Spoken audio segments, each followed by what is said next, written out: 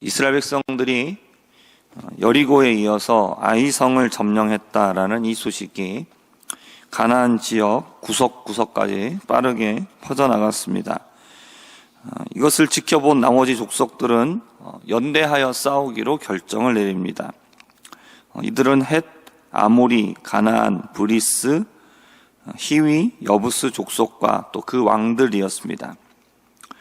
반면 기브온에 살고 있었던 주민들은 이들과는 다르게 이스라엘과 화친을 맺기를 원했습니다. 하지만 이스라엘 백성들이 가나안에 살고 있는 사람들과는 화친 조약을 맺지 않는다라는 것을 알고 있었기 때문에 이들은 꾀를 내어서 이스라엘을 속이고자 했습니다. 이들이 위치하고 있었던 기브온 지역은 아이성과 매우 가까운 곳으로 다음에 공격할 지역이었습니다. 그렇기 때문에 이들은 멀리에서 온 것처럼 보이려고 했습니다. 자신들이 가지고 있는 물품들을 모두 낡은 것으로 가지고 가도록 했고, 그들이 입는 옷이나 또 신는 신발을 낡은 것으로 준비했습니다. 그리고 음식도 상한 음식을 준비해서 이 사신들이 멀리서부터 왔다 여기도록 했던 것입니다. 기브온의 사신들은 길갈에 있는 이스라엘 진영에 이르러서 자신들은 먼 나라에서 왔는데 조약을 맺기를 원한다라고 이렇게 말을 합니다. 이들의 모습을 본 이스라엘 사람들은 이들이 가나안에 거주하는 것 같다라는 의심을 했습니다.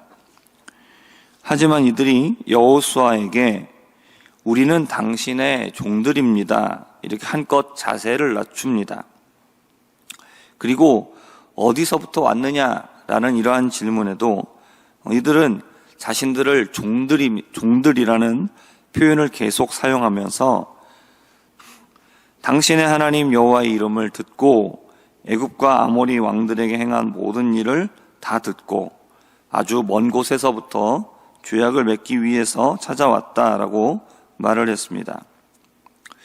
이들의 행색과 또 이들의 이러한 말을 듣고 여호수아를 비롯한 족장들은 모두 속아 넘어가게 되었고 이들과 화친하고 이들을 살려주겠다라는 맹세를 하게 되었습니다. 근데 조금만 생각을 해보면 이들의 말처럼 이들이 가나안에 거주하지 않는 먼 곳에 있는 민족, 나라 사람들이라면 실은 이스라엘과 화친할 이유가 전혀 없었습니다. 이스라엘 백성들이 전멸시켜야 될 대상은 가나안 땅에 살고 있는 사람들입니다. 이들과는 화친을 맺지 말라고 하셨습니다. 그러니까 이들이 가나안 땅이 아닌 그 외곽 지역에 있는 먼 곳에 있는 사람들이라면 이들은 정복의 대상이 아닙니다. 그렇기 때문에 화친을 맺어야 될 이유도 없는 것이고, 그리고 만약 또 이스라엘이 걱정되었다 그런다면 가나안 땅을 이제 점령하기 시작했기 때문에 다 점령하고 나서 그 다음에 화친을 맺어도 전혀 문제가 되지 않는 것이죠. 하지만 여호수아를 비롯한 족장들은 이 말을 들으면서 모두 다 속아 넘어갑니다. 이렇게 된 이유에 대해서 오늘 말씀 14절 가운데 이렇게 얘기하고 있습니다. 무리가 그들의 양식을 취하고는 어떻게 할지를 여호와께 묻지 아니했다. 여호수아와 족장들은 화친을 맺는 일에 대하여서 의심을 했지만 여호와께 묻지 않고 자신들의 판단으로 결정을 내렸습니다. 다른 민족들과 화친을 맺는 일, 특별히 가나안 족속이 아닐까 의심이 됐었던 이러한 사람들과 화친을 맺을 때 여호와께 분명히 물어보고 결정을 해야 됐는데 이들은 자신들의 판단을 의지했습니다. 만약 이들의 말대로 이들이 먼 곳에서 온 나라의 사신들이 맞았다라고 해도 이것은 잘못된 일입니다. 결과적으로 문제는 없었겠지만 결과적으로 문제가 없었기 때문에 잘못이 없다. 그것은 아니죠. 문제는 무엇이냐면 여호와께 물어봐야 될 일을 물어보지 않았다라는 겁니다. 여호와께 물어보지 않은 결과로 이들은 인간적으로 생각해 봐도 걸러낼 수 있을 만한 그러한 일을 걸러내지를 못합니다. 그리고 자기 자신을 스스로 묶어버린 꼴이 되었습니다. 사람은 자기 자신을 높게 쳐주는 경향이 있습니다. 그런데 기본 사람들이 와서 뭐라고 말합니까? 자신들을 종이라고 낮추는 거죠. 그리고 이스라엘을 높이 띄워줍니다. 그러자 이들은 교만한 마음을 가지고 여호와께 물어보지 않았던 겁니다. 우리는 자기 자신을 과신하지 말아야 합니다.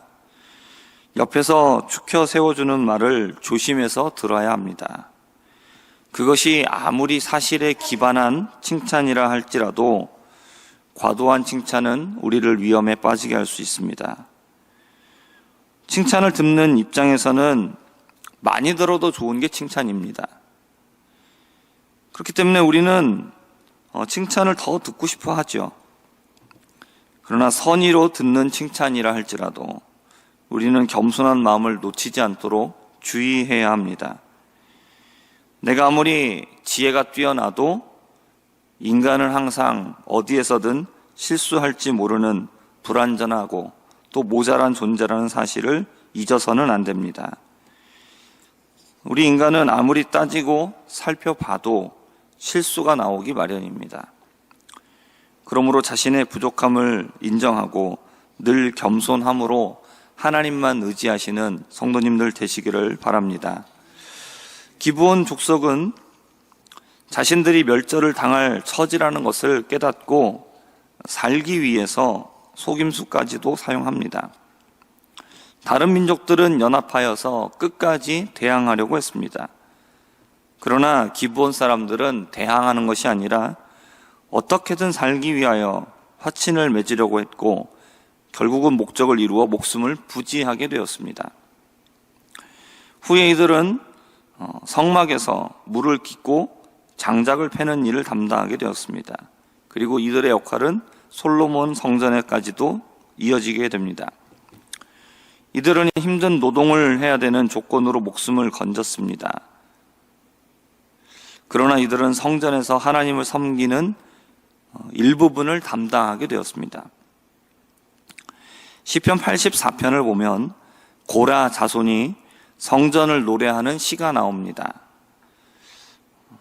1절과 2절을 보면 이렇게 말합니다. 만군의 여호와여 주의 장막이 어찌 그리 사랑스러운지요 내 영혼이 여호와의 궁정을 사모하여 쇠약하며 내 마음과 육체가 살아계시는 하나님께 부르짖나이다.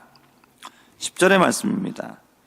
주의 궁정에서의 한날이 다른 곳에서의 첫날보다 나은즉 악인의 장막에 사는 것보다 내 하나님의 성전 문지기로 있는 것이 좋사오니 라고 말씀하고 있습니다.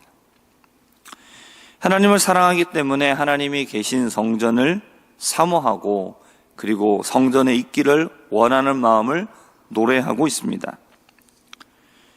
10절에서 말합니다. 주의 궁정에서의 하루가 다른 곳에서의 첫날보다 낫습니다.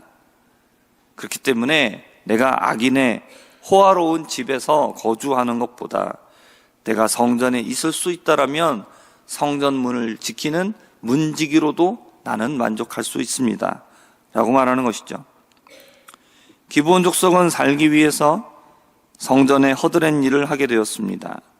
이건 누구나 하고 싶지 않은 힘든 일입니다. 그들은 다른 가나안의 민족들처럼 멸망당하지 않았습니다. 대신에 성전에서 일을 담당하는 사람들이 되었습니다. 무엇이 복된 삶의 모습입니까?